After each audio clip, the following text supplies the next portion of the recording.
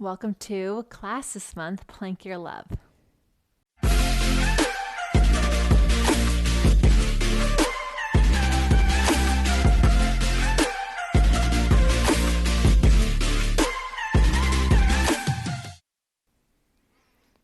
So, got a lot of planks going on this month, a lot of push-ups going on.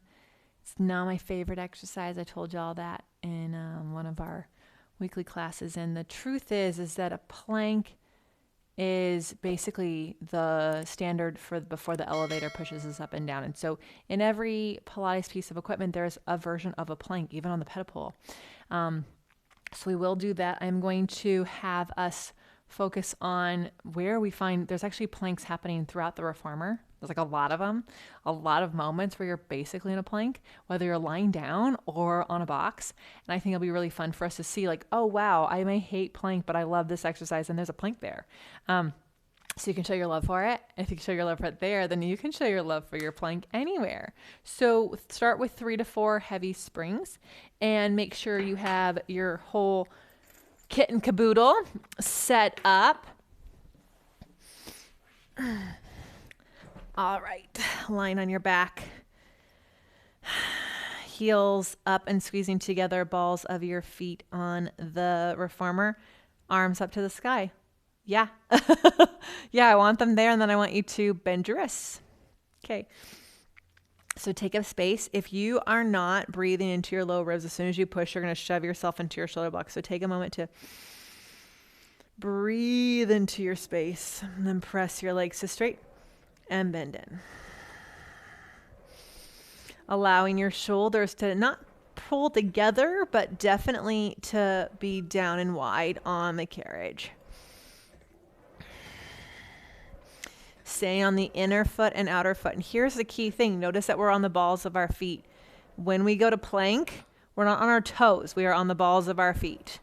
And then come onto your arches and press. And in. And press. And in. Let your heart sink between your shoulder blades here. Can you squeeze your inner and outer hips together on this one?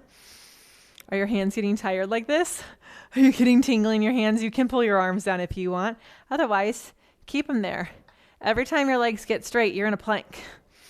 And just notice what happens, what's going on with your back inside your carriage. Is it tucking the pelvis and rounding? Is it arching the lower back?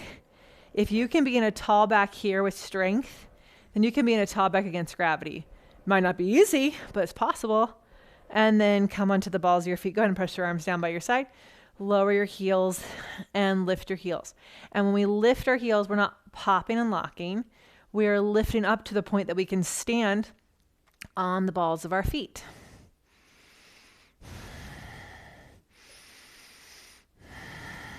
Two more. Last one. And then come in all of the way. All right, come on up. Drop your springs down to 2 and get your foot bar out of the way. So we'll be ready for what's coming next. You can get your head rest down as well. We have our 100.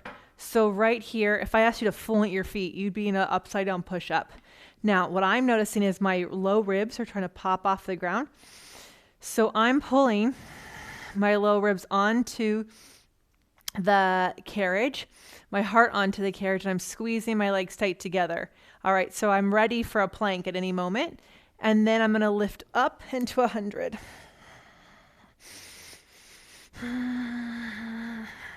Now, what I want you to focus on here, we often focus on the pumps, is the legs.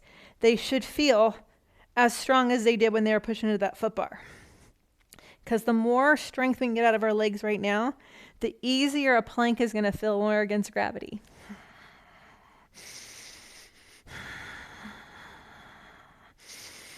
Two more cycles of breathing. Squeeze your ankles towards each other. And lower it all the way down. All right, so now we're back in our plank position with our arms up and our legs down. Okay, so you're in this plank situation. I want you to Get ready. We're doing overhead. If you're not doing overhead, you can go into coordination already, or you can go back in time to go back into footwork, or you can do a plank on the ground while we're doing this. Take your arms down by your side and reach. And then lift your legs all the way up. Stand on those shoulders and then roll it down. Squeeze those legs together. And again, lower the arms, reach the legs overhead, stand on your arms. We stand on our arms from our back body when we're a plank. Lift the legs up and then roll it down. Stretch the legs away.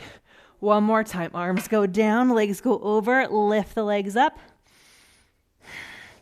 And then roll it all the way down. You're back in that plank, yes? Are your legs still squeezing or are they resting? Squeeze them together, make them work. Pull everything in. So here's the cool thing. We are not doing an actual push-up here with this coordination, but we are doing what the arms do in coordination. So in a push-up. So lift your head and chest up, and for just now, just push the arms to straighten and bend. So in a plank, don't we bend the elbows and then push them to straight? We bend the elbows and push them to straight. What I want you to notice is if you are letting the springs bend your elbows. So you should stop hand over elbow. Hand over elbow. Do you feel that? Are you in control? Good. Rest. Sometimes when we do a plank and we say bend the elbows, we fall, and then we wonder why we can't get back up because we didn't bend the elbows within our control. So now as you do coordination, press out, open, close, bend the knees. You're in control of your elbow bend. Press out. This is where you practice that plank, and then bend your elbows. You're in control. 2 more. Last one. And then sit all the way up. Spin around. Drop a spring off. All right, let's row. So sit up really tall. Take your arms down by your side. You're not going to actually do anything here, but imagine you could do a seated chest expansion. Get your legs working so you're not sitting in your hip flexors. Get your arms connected to your back, and then pull your fists together. Keep those legs working, round back. Open the arms, push them back. Dive your head to meet your knees. Tap your thumbs. Lift your arms up and circle around. And again, round it back. Open, press the arms. And reach, tap, and circle it around. And again, round it back, open, push. Can you squeeze these legs tight together? Tap, and circle. Ideally, someday we're hooking our thumbs back there. But the goal is like, can we get our arms straight and pulling towards each other first? Elbows up. Okay, not a bicep curl. Boom, get it wider. And then push your legs together, lean back. Ooh, and lift all the way up over the legs and press down, reach, tap, and circle. So working these legs, arms are reaching from the back. If you feel like you're in your biceps and your upper traps, you are not in your plank muscles. One more time. Can you find your plank? Maybe take the elbows wider. Oh, and circle and lift up and around. Good. All right. Spin around. We'll do rowing 3 and 4. So, squeezing these legs nice and tight together. You can floint if you want, because that's push-ups legs. And your arms are going to reach from your back. So we have arms that are like in plank. Lower the arms down. Lift and out and around. And again, reach. Lower the arms down. Lift. And out and around. We have a side plank too, you know. So that out and around. Side plank status. Flex your ankles, head to your knees. Slide the hands out. Lift. And open out to the side. And again, round forward. Slide your hands out. Lift. And out and around. Final time. Reach. How much are you working those legs? It's okay if you forgot. But our goal is that they can remember to work on their own. Sit crisscross applesauce. Let's do 3 shaves. Pushing down through the feet and up through the heart. Switch the cross and then open the arms. After 3 hugs,